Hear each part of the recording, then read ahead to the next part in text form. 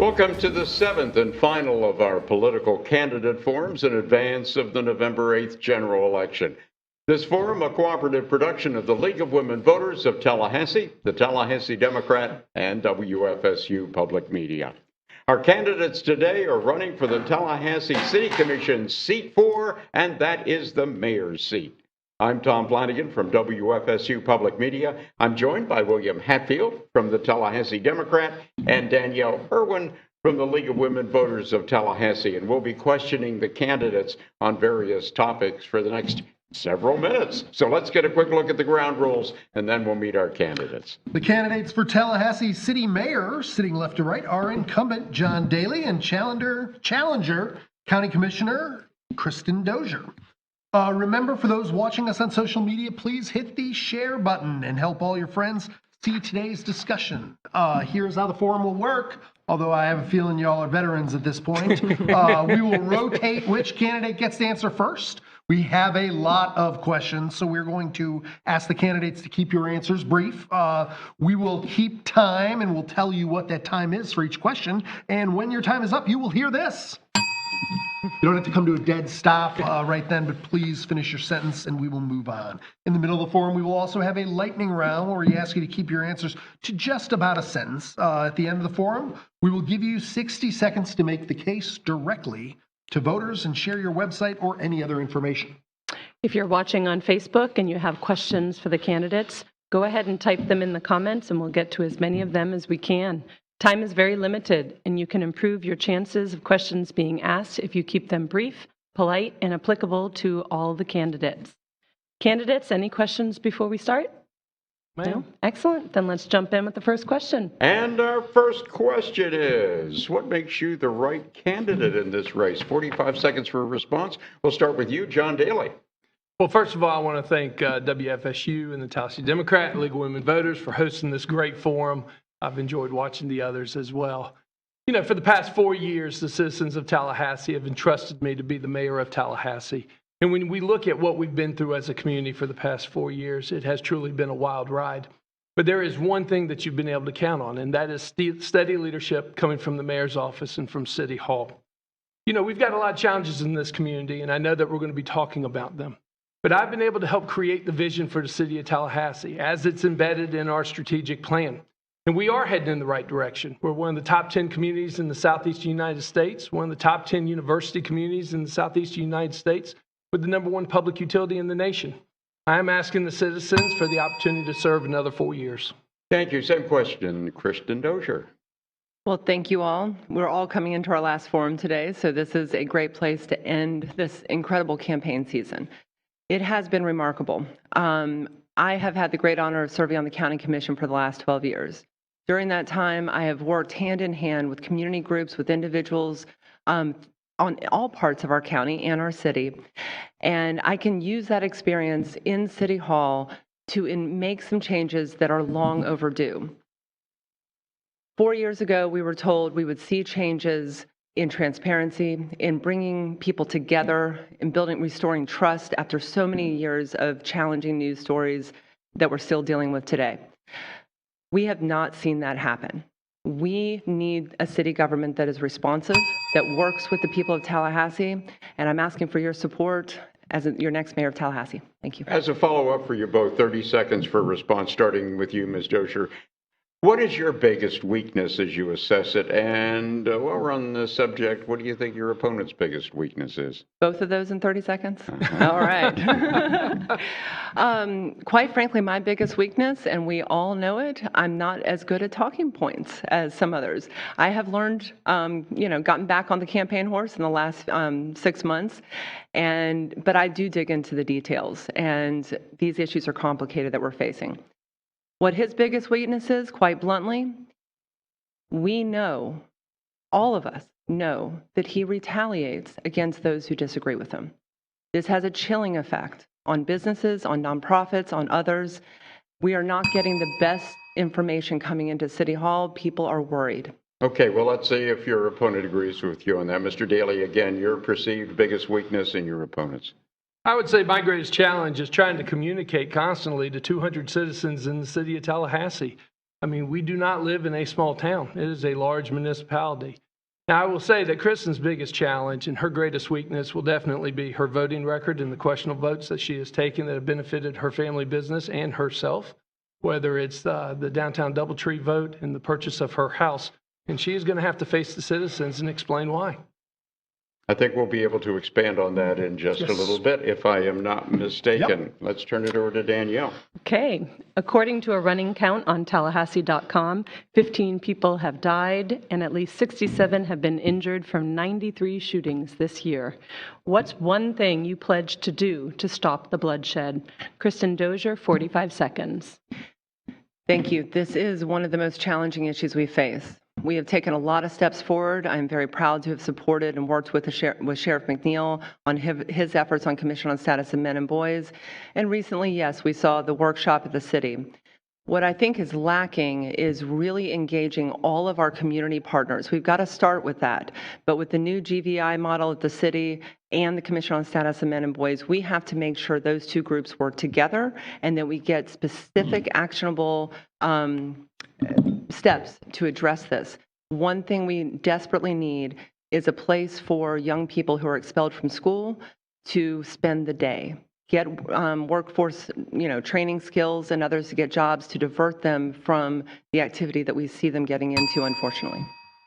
Thank you. John Daly, same question. Well, I am very proud to have been the mayor this past spring that called on the city commission to set aside $1 million a year for the next 5 years specifically to fight gun violence in our community. And I'm very proud to be the mayor that crafted the motion that got unanimous support from the city commission to engage with GVI, which is a nationally recognized operation that's had proven success in other communities, bringing in national experts to bring all of our assets together to be able to move forward. I'm also very proud to have been the mayor, at the time the county commissioner, that proposed the Children's Services Council, and along with my wife, Virginia, worked over 2 years to help get that passed in our community. And I think history will look back and say, wow, that was a turning point in our fight against gun violence. Finally, as mayor, I'm very proud of the new real-time crime center that is going to be opened up on Florida State University's campus in conjunction with all law enforcement. Thank you. We'll have a follow-up, and John Daly, we'll start with you on this one.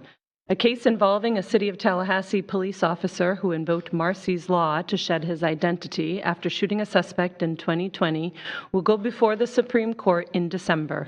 Is Marsy's Law working as intended, and should police officers be able to use the Victims' Rights Amendment to shield their identity when they shoot a suspect? 45 seconds. That's a great question. I'm very proud to have the PBA's endorsement and endorsement from law enforcement.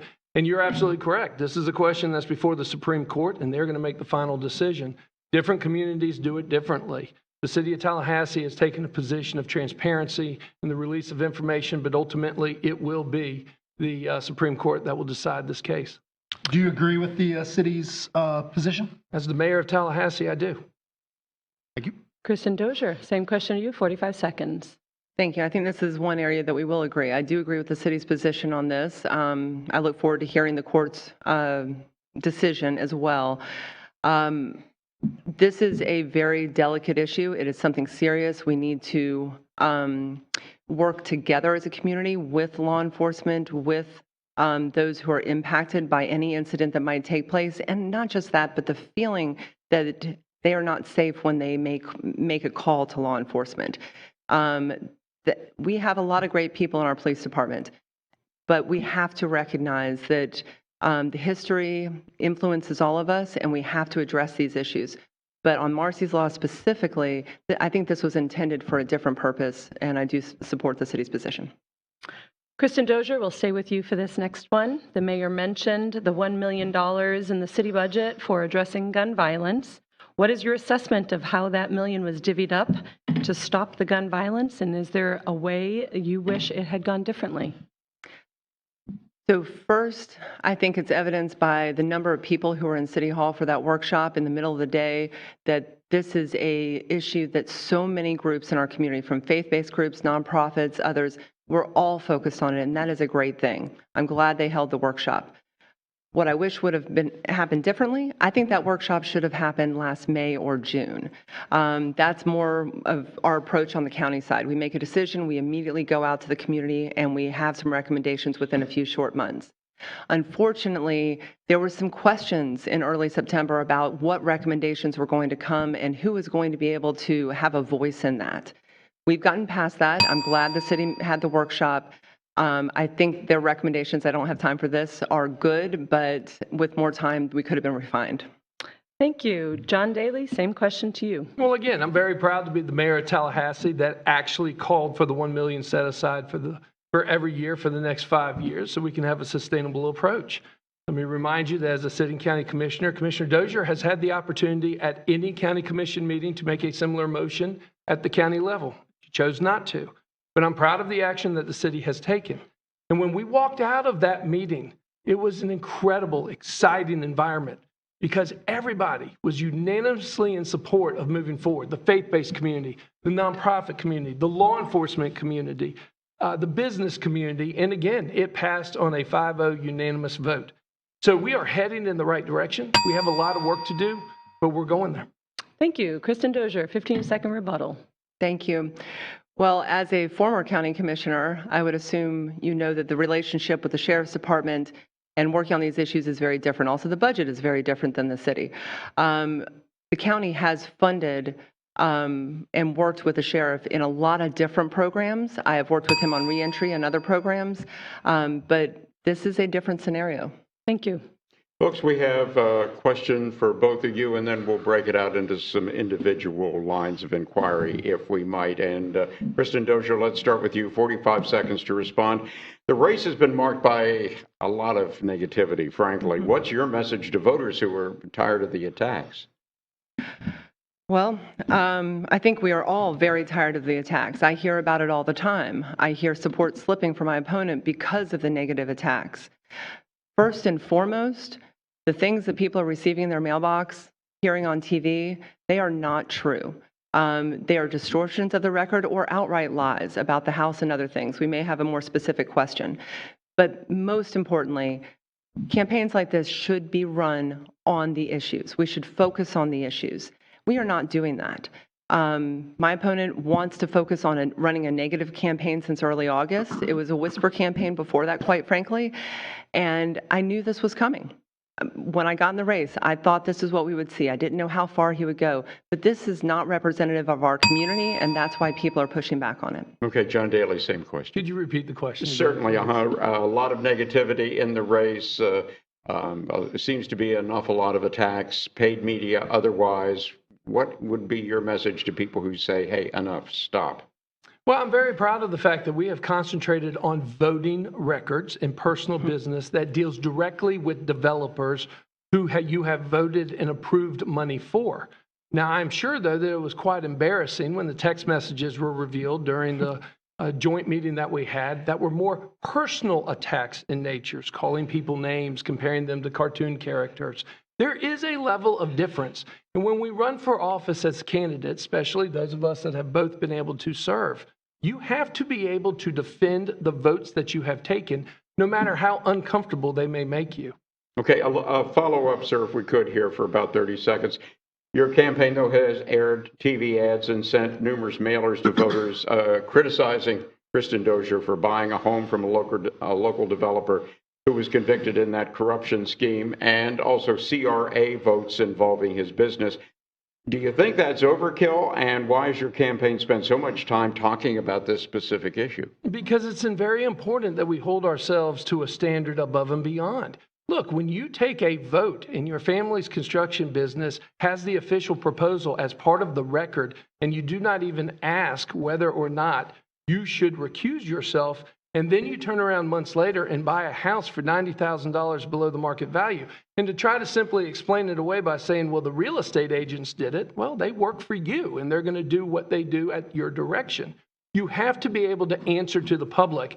And as she mentioned, I've had a lot of her supporters come to my side with eyebrows raised over these votes that have been taken. Okay, 30 seconds for a rebuttal, Ms. Dozier. Getting an ethics lecture here is quite extraordinary. I hope we will get into ethics reform at the city a little bit more later. But on these attacks, when he says it's $90,000 below market value, he knows that is an outright lie. When I saw the house, it was listed at $200,000. All of the details are on our website. I've shared everything. I live in the sunshine. We should expect extra scrutiny. This has been looked at by the media, by others, and it's deemed a perfectly normal home purchase. He knows that. He's using it for campaign tactics exclusively. Okay, another follow-up for you, Ms. Dozier here. You were recently endorsed by Ruth's List. Yes. And they came out and said your opponent was, I believe the wording was misogynistic and demeaning to women. So do you go along with that assessment, or is this just another example of negativity that we've been talking about? I'm very proud of the endorsement of Ruth's List, and this was extraordinary. They typically don't endorse a challenger when you have a Democrat pro-choice incumbent who happens to be a man. In this scenario, they have heard from others, not from us, about issues of how John treats women. For me personally, and he just invoked the text messages and a cartoon character, he knows, we've talked about this in forums. I had to come up with a way of dealing with the bullying at the county commission back in 2011. This was a private tool I used to make myself smile and kind of not think about what I was experiencing on the dais. So yes, I know it has happened to me, and I know it has happened to many other women. Okay, Mr. Daly, you got 30 seconds for rebuttal. Well, first of all, for 25 years, I've been married to one of the strongest women I know, and you obviously haven't spent any time with Jenny. Look, to use salacious words in a smear campaign, I actually think the endorsement backfired on Kristen. As a parent at the women's forum that took place the other night, where overwhelmingly the audience was packed with my supporters wearing John Daly for Mayor t-shirts because of the outrage of the endorsement coming from somebody from out of town that never picked up the phone, that never called anybody, that never checked anything. They just took the word of the Commissioner Dozier's campaign. And so, yeah, it's a tactic for the campaign season. All right, a couple more individual questions. John Daly, you won the county's most conservative district in the primary. What's your message to Republican voters as a mayor who endorsed Joe Biden as president? 45 seconds. Oh, well, if you look at the precincts across the city, I was very pleased with our performance all over the city because I've always taken great pride of representing everyone. You know, we run nonpartisan. There is no Democrat or Republican way to pick up your garbage in the morning. You want your services provided as effectively and as efficiently as possible.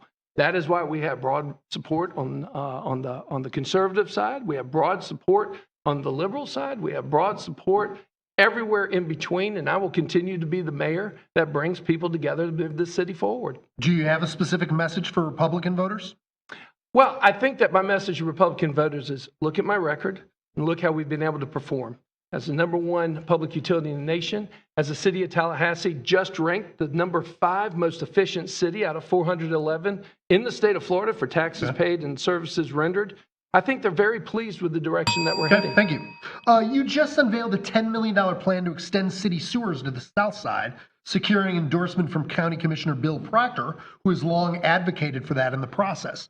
Did you champion this as a Leon County Commissioner, and why did this project emerge weeks before the election and not sooner? 30 seconds. For 12 years on the County Commission, I have supported every infrastructure project on the south side of Tallahassee. As the mayor of Tallahassee, I have continued to support, and in fact, on top of the announcement that we just made, the city is investing over $381 million in the Southside Action Plan in this fiscal year alone.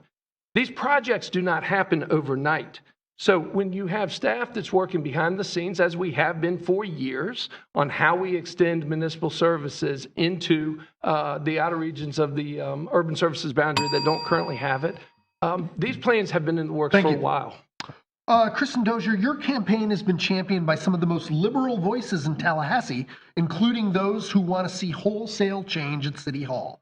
In a commission that has been regularly divided by 3-2 votes, would your election swing the voting block to the other side? 30 seconds. Absolutely not. I think the coalition we've built, and I have conservative support, I have progressive support, I have a lot of moderate support. The coalition we've built and the reason why we won the primary and a majority of people voted against the incumbent is because people want change. I've been very proud to have support from all parts of our community for 12 years. I have that in this race.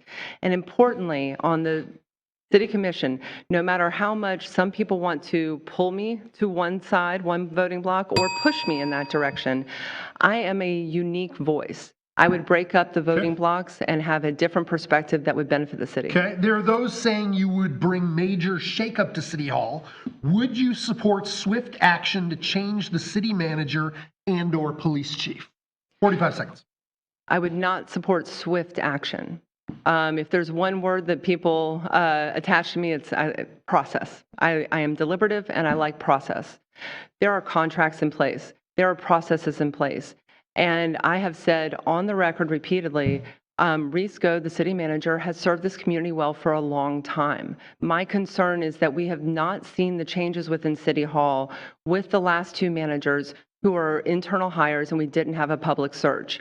I am concerned that we cannot make the changes necessary unless we have a new perspective at City Hall. But that's not a swift decision, certainly. I have a lot of experience and understanding of City Hall, but you don't really know until you're inside. And so as mayor, I would take that time to focus on it. Based on what you know now, if on your first meeting after being elected, a colleague called for a vote to remove the city manager, how would you vote? I would vote no if it was at the first meeting, because there is a process and we need to be deliberate and fair to all individuals. All right, thank you. Last question. This is one for both of you. The 3-2 votes point to a larger issue. In many ways, the community is fractured. If elected, what would you do to heal this community, including bring together your supporters and opponents? Kristen Dozier, 30 seconds. First and foremost, bringing people together is the reason why I got in this race. We have become more and more fractured in the last 4 years. We have not been brought together. That is day one and will be consistent for 4 years. We have to rebuild trust. We have to bring people into the conversation. And you do that through respectful leadership. You do that by respecting people even when they disagree with you. Importantly, when people disagree with my opponent, he has a problem with that. We see that publicly, we hear it privately, and we hear it even with people who support me in this campaign. Mayor Daley, same question. Well, my leadership style does not deal with just innuendos and rumors, and I have a 16-year track record. After every election, I always make it a point to reach out to supporters of opponents, make sure that they understand that as a nonpartisan elected official, we're going to do everything we can to represent everybody. And in fact, I have formed some great relationships over the years with individuals that at the outset had supported my opponent, not necessarily Kristen, but in previous elections as well. So we've got a track record of bringing this community together. Thank you. All right. We had earlier said we probably circle back to ethics. So let's do that, shall we?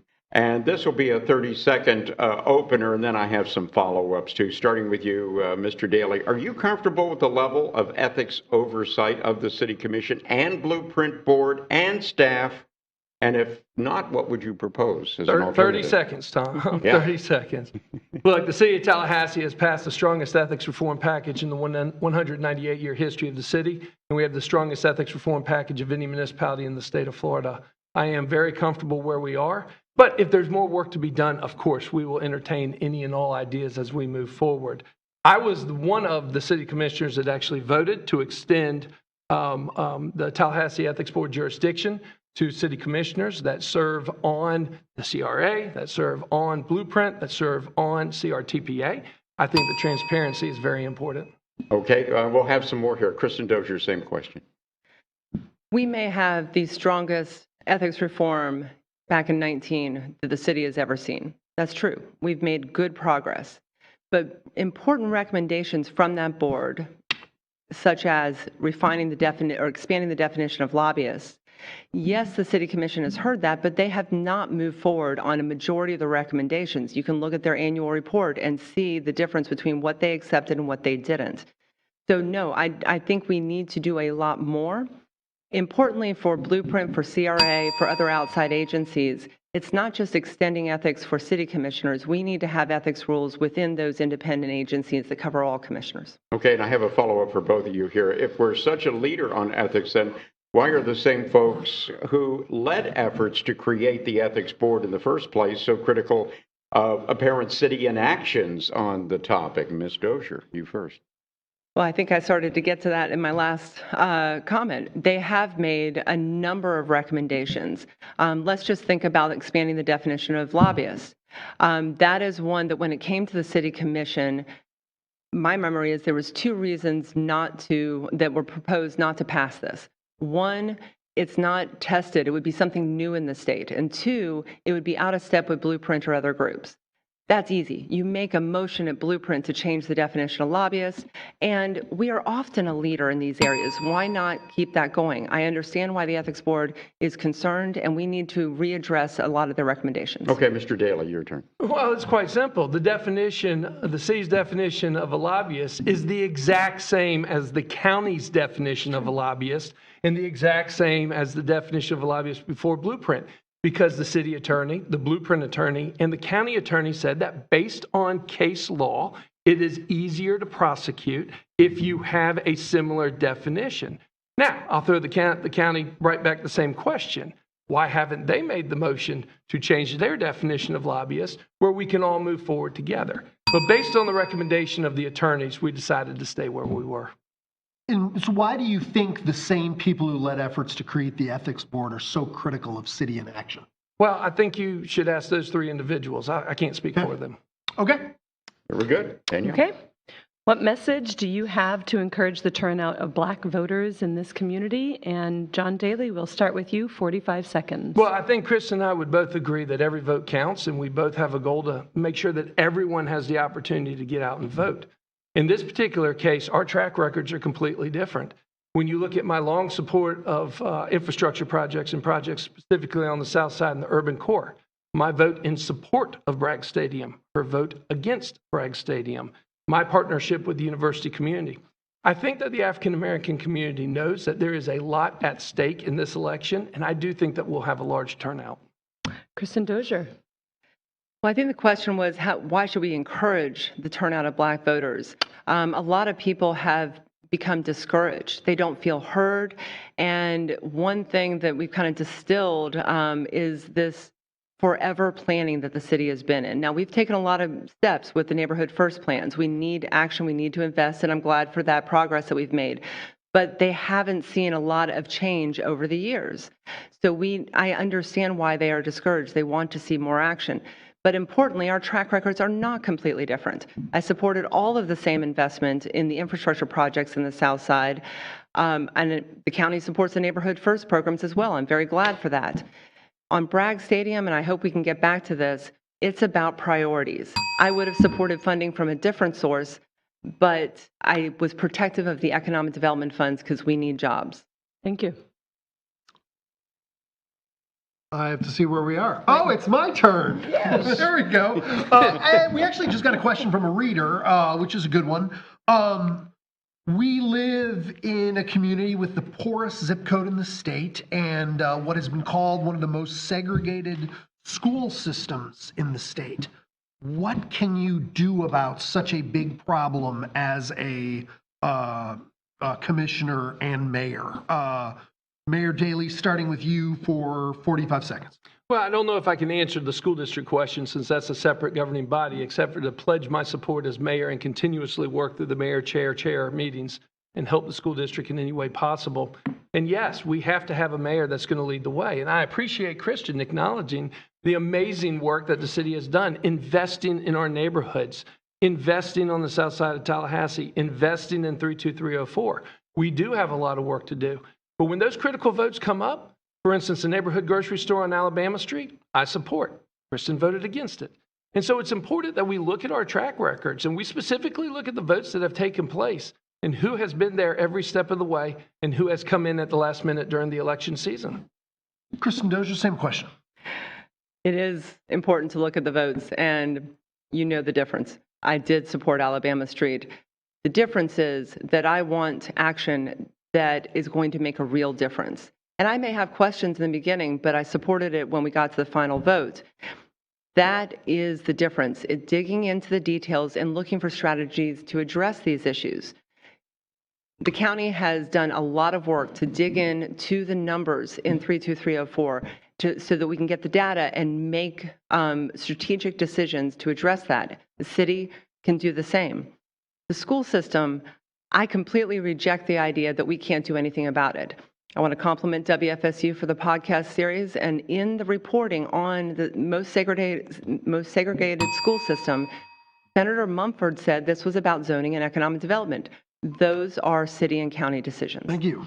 All right, we're going to change the pace, even though we are moving plenty quickly. Let's go quicker. We're going to do the lightning round here, where I'm looking for about a sentence. And we're going to start with you, Kristen Dozier. What story does your campaign finance tell voters? One sentence. What story? Yes. That we are supported by the most diverse group of City of Tallahassee residents. They represent different political perspectives, every part of our community. Okay. We have people who can donate $5 and $1,000. Thank you. Mayor Daley, same question. My donation base is a group of people from all different walks of life that truly believe in the vision of Tallahassee and the direction that we're heading. Okay. What story does your opponent's campaign finance tell voters? Who goes first? Mayor Daley. Sorry. Well, seeing how Commissioner Dozier is currently under full investigation from the Florida Elections Commission on a complaint that was filed in regards to the dark money scandal coming out of Jacksonville, I think that speaks for itself. Okay. And I hear you laughing. You can address that before you answer the other question. Thank you for that. A few hours before I announced my candidacy back in March, he invoked the dark money. I hadn't raised a dime. For someone who's received so much money from PACs, he knows the system. This complaint is not worth the paper it was printed on. I can't say more, and he knows this because it is in a proceeding right now. And what story does your opponent's campaign finance tell voters? Well, I think it's interesting the way he said donors that support the vision. That is one vision for Tallahassee. It is a vision that supports those who are closest, who can get any development done, who don't want to have other people ask questions to try to make the best decision for our community. Okay. What is your single most prized endorsement and why? Kristen Dozier. Oh, this is a really tough one, but I got to start with the firefighters. I've worked with the firefighters over the years as a county commissioner. We assess the fire service fee. I have looked for more transparency in that fire service fee and collaboration with the city for years. John Daley, single most prized endorsement and why? Whether it's the police department, realtors, whether it's Equality Florida, whether it's the Capital Outlook, which I received yesterday. But I think the most important has to be from the hundreds and thousands of people in Tallahassee that have not only contributed, but have signed the endorsement form saying that I will publicly stand up. In 2024-25, our community will celebrate its bicentennial.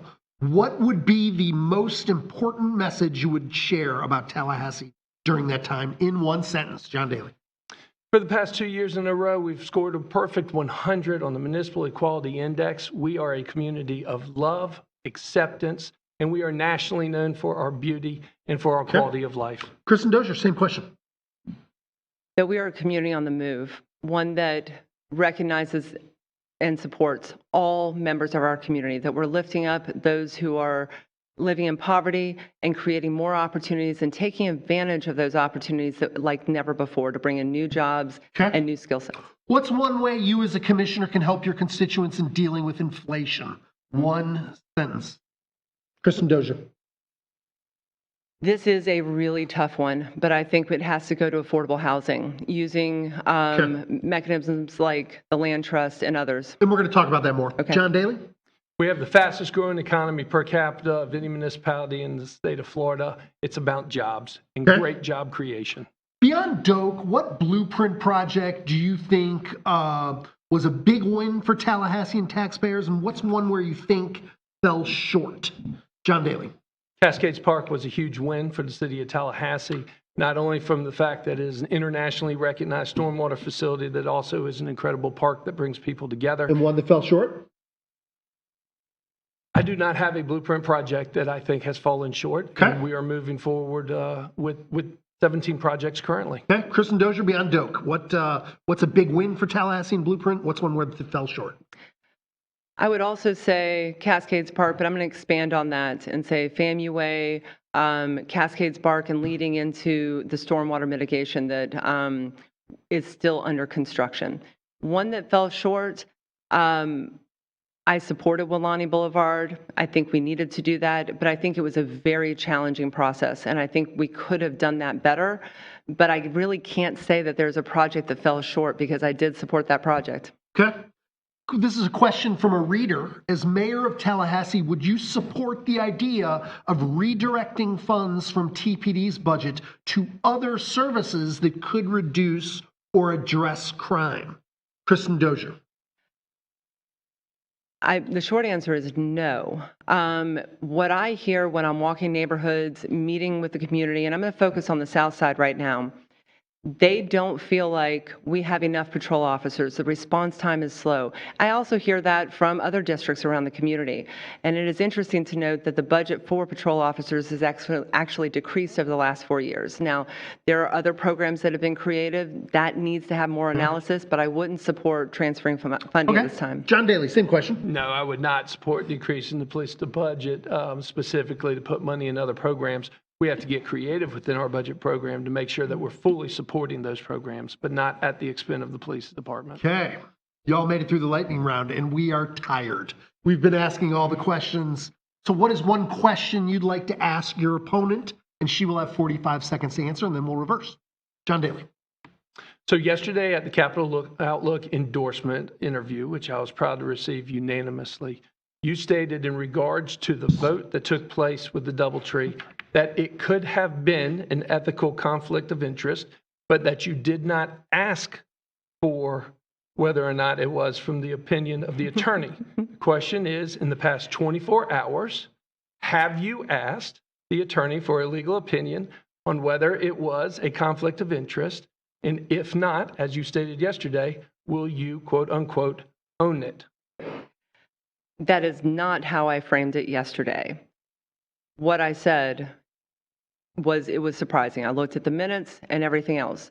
That project was never funded. It was never done. And when someone applies for a project through the CRA, it is an estimate. And a lot of times people bring multiple estimates. So this happened many, many years ago. And you know this well. It's not a county attorney decision. It would have been a city attorney because they staff the CRA. So there's no question that I could have asked. Importantly, you have said in your attacks there are multiple votes. You've implied plural, but when the Tallahassee Democrat asked you the question, you could only cite one. It was not an unethical decision at that time, and I stand by that. Okay. What question would you like to ask Mayor Daley and his response? So you actually covered this earlier. But I'm going to try again. You've been dismissive of the questions raised by women in our community, and I'm leaving aside any endorsement, the concerns about how women feel they've been treated, both in public and in private. And you've cited one example that happened at a city commission meeting. But how would you respond to those women, even if you don't feel like you have treated them badly? How would you respond to them? Because you've certainly left them with that feeling when they walk out of your office. John Daly. Well, first of all, I have a policy that I never meet with anybody one-on-one. There's always more people in the room whenever we meet, and I've done that for 16 years. You know, I think that everybody that's here today at the station, I speak for society in general, nobody wants to hurt anybody's feelings. And if there is someone that feels that they've been mistreated, I would love to sit down and talk to them. Not a single person has come and said, hey, let's talk. Including yourself, Kristen. We served together for 10 years on the county, 8 years on the county commission, and then 4 as mayor. We've traveled together to FAC and to NACO. You know, you cite the cartoon character because of previous behavior, but yet, you know, over a beer, we've never said, hey, John, we need to talk about something. And so I would love to sit down and talk with anybody that feels that they have a problem personally, and I think I speak for all elected officials to that extent. Thank you. Okay, local government is criticized by some citizens as being more responsive to the business and development community than to ordinary citizens. Is this perception fair? And if so, what should be done about it? John Daly, we'll start with you, 45 seconds. Well, everybody's opinion is extremely important, and all perceptions are extremely important. I mean, when we are dealing with the public, we have to take everyone's opinion into account. Now, I will tell you that we have a housing crisis in this community, and we have to have these serious conversations on how we are going to sustainably grow here in Tallahassee. But it's really important, and I take great pride as mayor making sure that everybody has a seat at the table and a voice in the process. Thank you. Kristen Dozier, 45 seconds. That is certainly not how most of us feel. When a development project hits our desk through a comp plan revision or blueprint or something else, the experience is that my opponent is ready on day one. Before we hear from citizens, before we get to ask questions, we have ended up supporting virtually all of the same infrastructure and development and business projects that have come forward, from Danfoss and Amazon to Alani and Southside Infrastructure. But importantly, what I do is try to listen. If you live in Killearn, if you live in Buckhead, you want people to listen to your concerns about Wilani Boulevard before making a final decision. I think that is the real difference, and that is why people are upset. We're never going to please everyone, but it's the process that matters. Thank you. All right, let's talk about Doak and Bragg. What should your opponent have done differently with the Doak Stadium deal? 30 seconds, Kristen Dozier.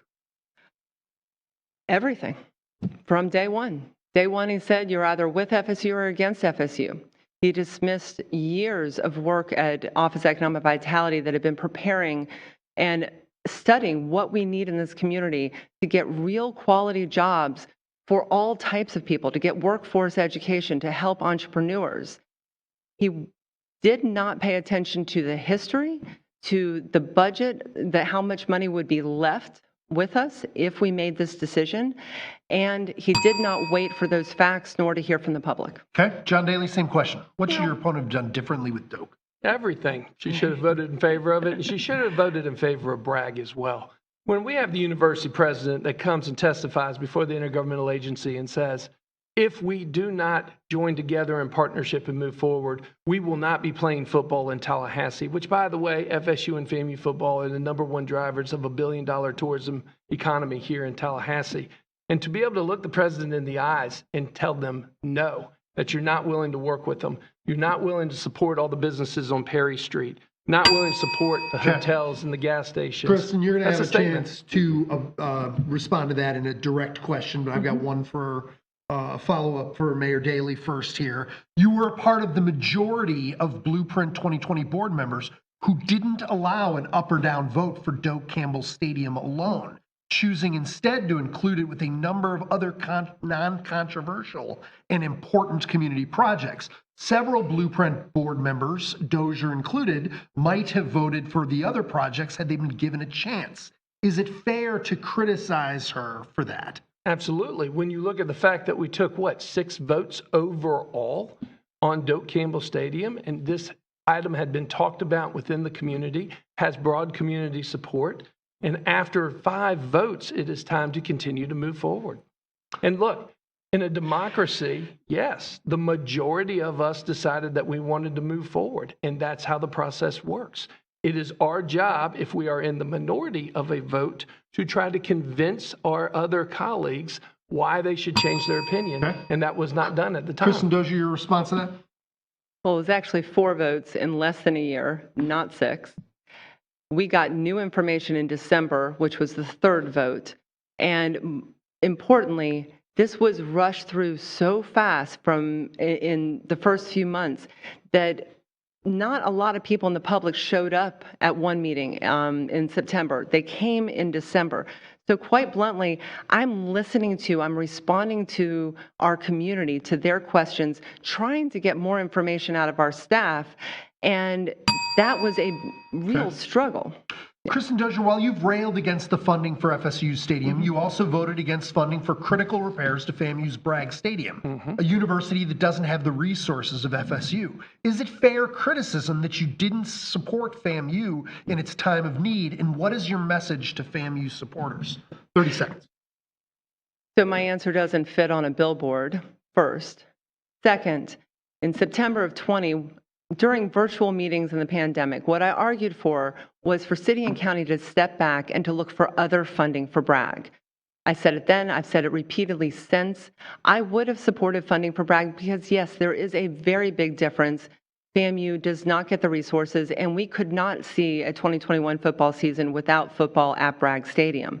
We could have taken a couple months, still met the construction and bonding schedule.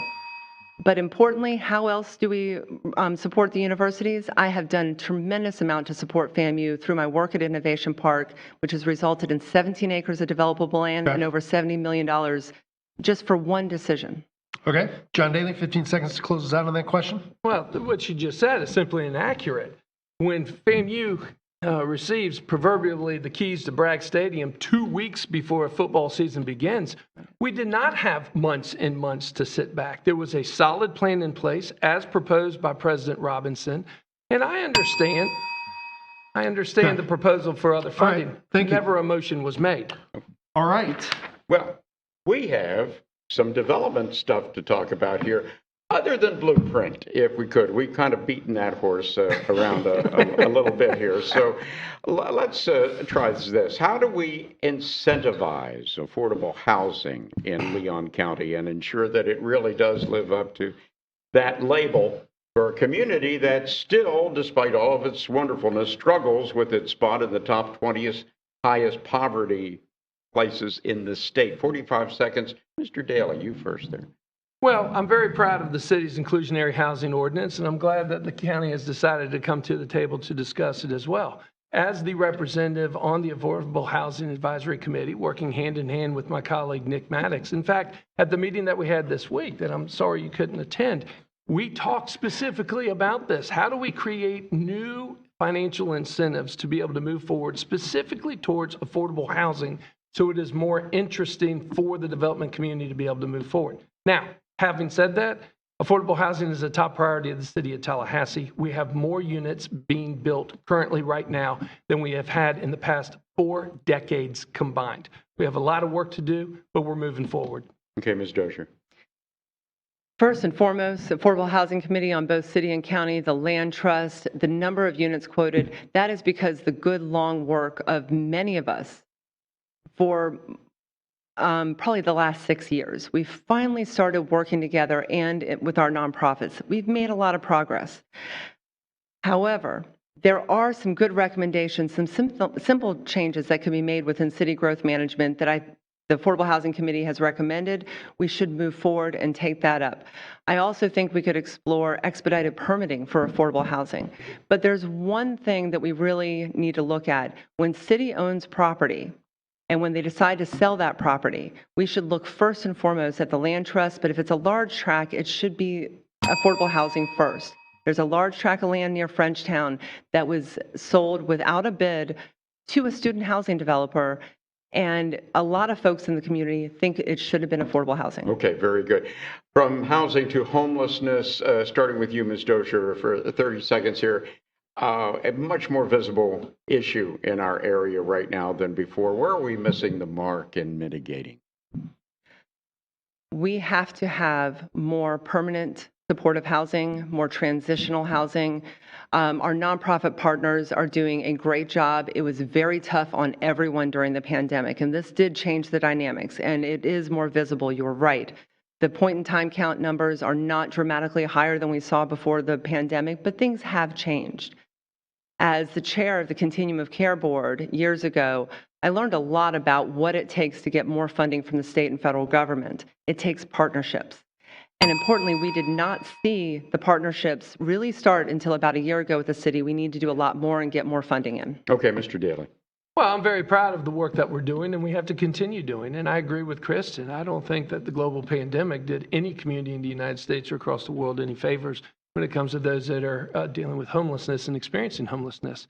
In this budget alone, we have dedicated over $6 million above and beyond what we do, specifically through our ARPA funding that's coming from the federal government and through that partnership.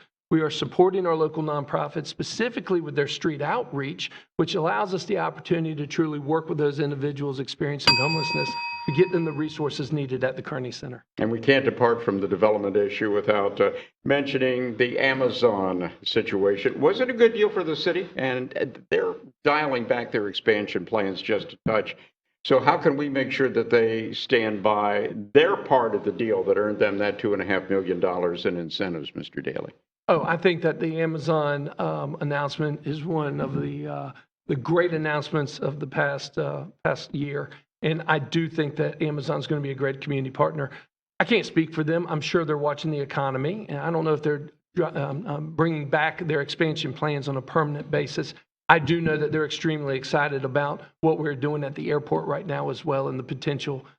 So I am very excited and thrilled to have Amazon in our community, and I think they'll be a great addition. Okay, thank you. Ms. Dozier.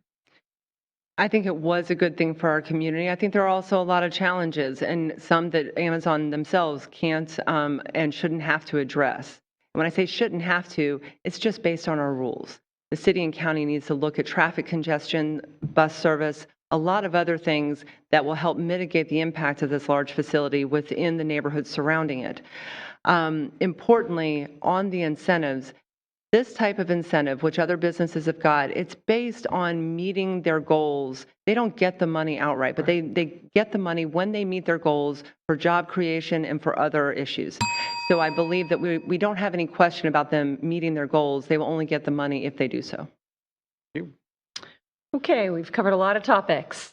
I'm sure there's one we've missed that's on your mind. What's one important issue we have not discussed in this forum?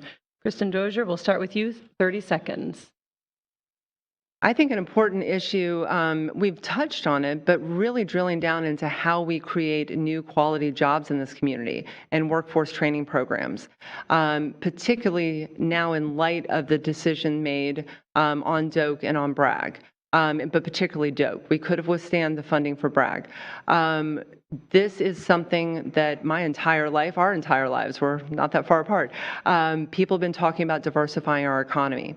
The construction industry is hurting for labor, skilled labor, and other industries. We need to focus on that more. Thank you. John Daly, same question to you. Yeah, job creation is priority number one. It positively impacts so many aspects of life, whether it's housing, healthcare, mental health care, and being able to move forward. And again, I'm proud that the city of Tallahassee has the strongest growing, fastest growing economy per capita with over $850 million worth of private investment last year alone. So we're heading in the right direction, but we still have a lot of work to do in creating good paying jobs here in Tallahassee for the citizens.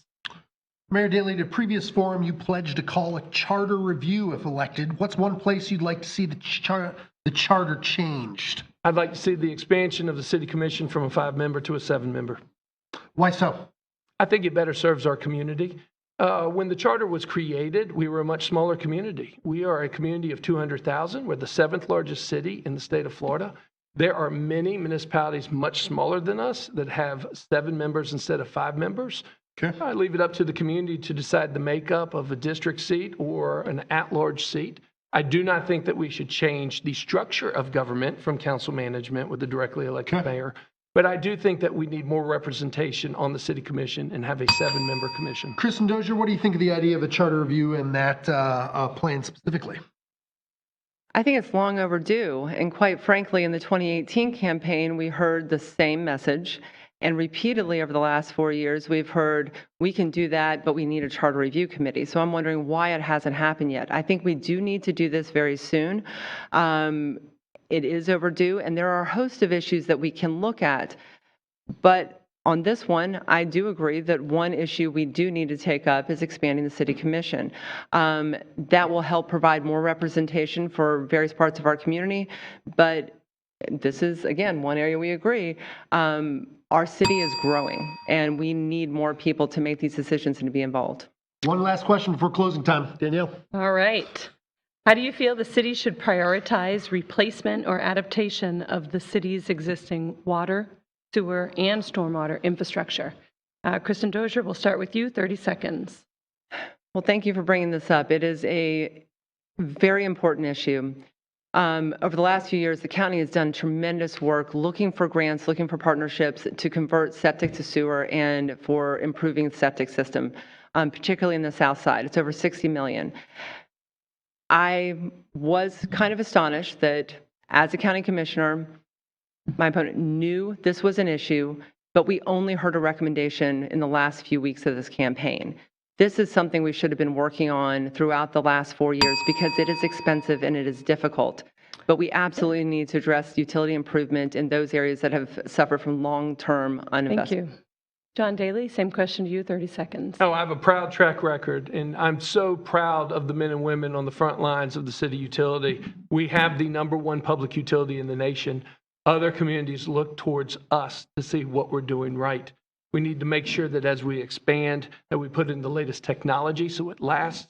And yes, we need to go back and retrofit where appropriate to make sure that we're protecting our groundwater and that we're protecting the environment. But make no doubt about it, the men and women, the thousands of individuals that work for the City of Tallahassee Utility are doing an amazing job. I have voted to support them every step of the way. Closing time, 60 seconds to talk directly to voters. John Daly, you get to start us out. Well, once again, I want to thank you all for hosting today. This has been a lot of fun, and I hope you've enjoyed it as much as I have. For the past 4 years, I've had the opportunity to serve as the mayor of Tallahassee, and every day I wake up and I think I have the best job in the world, no matter how challenging it may be. We have a lot of work to do in our community, no doubt about it, and the past 4 years have been very challenging for each and every one of us. But you've been able to count on me as your mayor. I take great pride in being easily accessible, bringing people together, and moving this community forward. And we are truly at a crossroads. My opponent and I, we have different philosophies on how to move this city forward. But if you like the fact that we are one of the top 10 cities in the southeastern United States, and you think that we're heading in the right direction with the #1 public utility, and with one of the fastest growing economies per capita, I want you to join Team Daly, and I want you to stay with me. My name is John Daly. I'm running for mayor. I am your current mayor, and I'd appreciate your support. Thank you. Kristen Dozier, 60 seconds. Thank you. We have 20 days until the general election, and this is critical for the future of our community. I have been honored to serve this community for 12 years. I have experience and track record of listening respectfully to all members of our community, of studying the issues and asking questions that move us forward and find creative solutions and new funding to address the challenges we have and really take advantage of new opportunities and things that we have never done before, like supporting entrepreneurs. We need to continue to move forward together. And time and again, the one place that we don't see coming to the table to really support collaborative efforts, it's the city of Tallahassee. There are so many great people, so many great ideas within the city, but we are mired by the personal attacks, the negativity. We need to get past that. Yes, we have a different philosophy, not on how our community necessarily should grow, but on how we work with our community to do that. We need someone in City Hall and in the mayor's office. We deserve someone who will respect all opinions. And I'm Kristen Dozier. I'm asking for your vote and your support. Thank you very much. Thanks to the candidates, the Tallahassee Democrat, the League of Women Voters of Tallahassee, WFSU Public Media, and all of our viewers for joining us on this program. You can find a replay of this forum and all the others in the series on the WFSU and the Tallahassee Democrat YouTube pages, plus tallahassee.com and WFSU.org. The recorded radio broadcast for this specific forum will be Friday, October 21st at 11 a.m. on WFSU 88.9 FM. Keep an eye out for our special general election special section inside the Tallahassee Democrat this Sunday. It is also online now. That's it. Thank you all. Thank you, WFSU studio crew. Y'all are amazing. We're out.